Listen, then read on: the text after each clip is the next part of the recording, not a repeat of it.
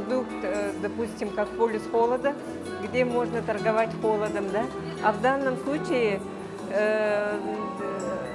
отправной точкой развития въездного туризма как раз играют наши бриллианты и ювелирные изделия наших ювелиров и огранщиков.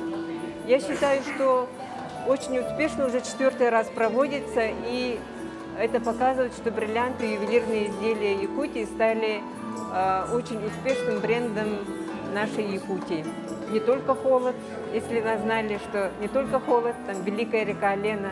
Сейчас мы очень горды тем, что бриллианты и ювелирные изделия – это продукты перерабатывающей отрасли промышленности нашей республики.